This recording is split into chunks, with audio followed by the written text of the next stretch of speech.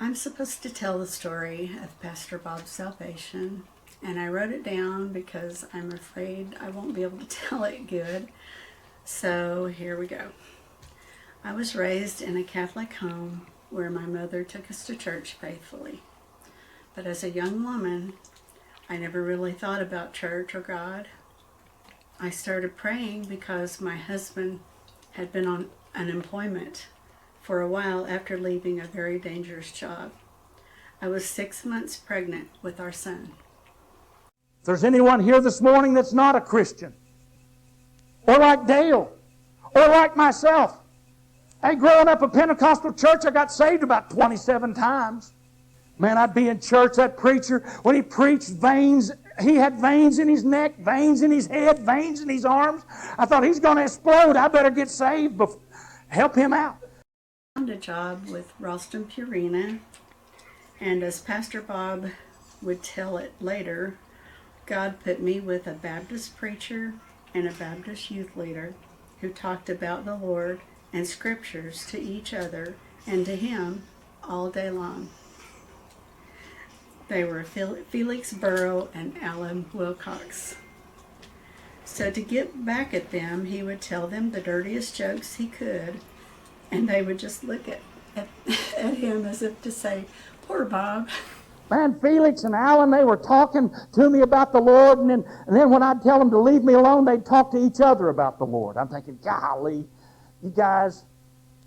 But it was affecting me. It was affecting me. He started reading the Bible so he could argue with them. We had one of those Bibles that someone gave us as a gift when we got married. And while all of that was going on, wherever he would go and wherever I would go, people were telling us about Jesus. Even when he went to Indiana for his grandfather's funeral, people there were talking to him about Jesus.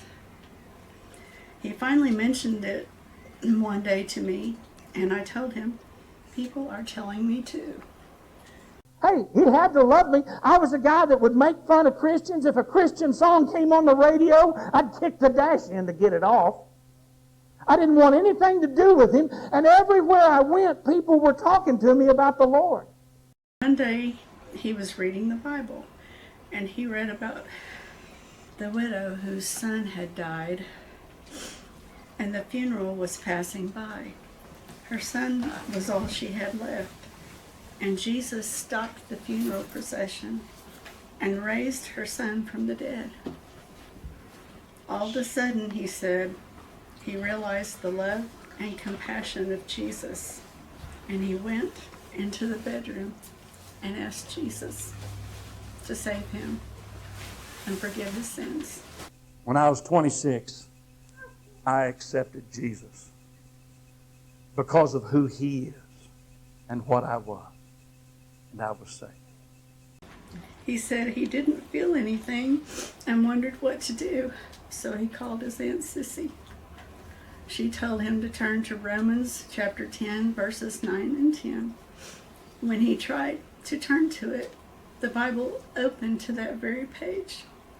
And as she read it to him, he said he felt like someone touched his head, and it felt as if he was flushed out.